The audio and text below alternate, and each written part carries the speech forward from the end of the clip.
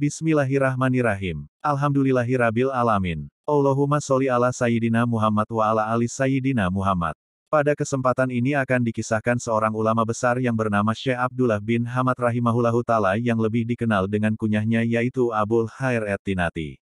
Beliau berasal dari Maghrib atau Maroko, ia tinggal di Tinati, yaitu sebuah kampung yang berada di kota Antakya yang sekarang termasuk wilayah Turki. Syekh Abul Khair seorang ulama yang penuh tawakal kepada Allah Subhanahu wa Ta'ala. Dengan sikap tawakalnya Allah berikan berbagai kemuliaan kepadanya. Di antaranya ditundukkannya semua binatang-binatang buas. Selain itu juga ia memiliki indera yang sangat tajam.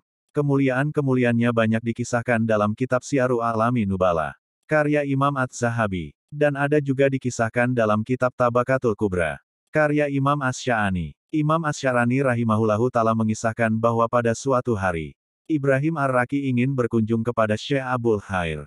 Kebetulan saat itu sudah masuk waktu maghrib.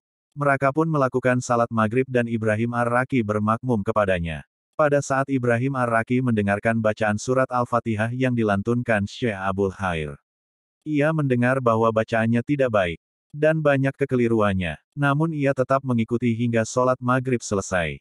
Setelah salam Ibrahim Ar-Raqi langsung menuju tempat berwudu sambil berkata dalam hatinya, "Sia-sia saja perjalananku ini.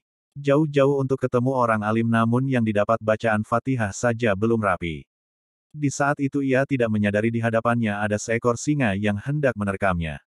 Ia pun ketakutan dan berteriak memanggil Syekh Abul Khair. Tidak lama kemudian Syekh Abul Khair tiba dan menghampiri singa tersebut.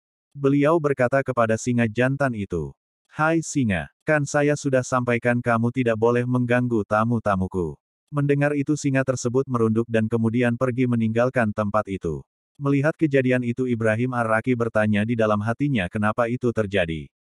Seperti mengetahui keadaan hati itu, Syekh Abul Khair menjelaskan, bahwa kamu hidup hanya menyibukkan memperbaiki zahir saja tanpa memperbaiki urusan hatimu. Sehingga kamu takut kepada singa jantan tadi.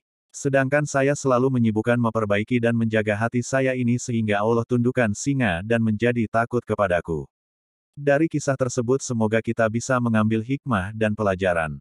Untuk kita selalu berusaha memperbaiki diri dan mengurangi sikap menilai orang lain. Karena kita tidak tahu orang yang kita nilai ia lebih baik di hadapan Allah Subhanahu wa Ta'ala daripada kita. Terima kasih sudah menonton.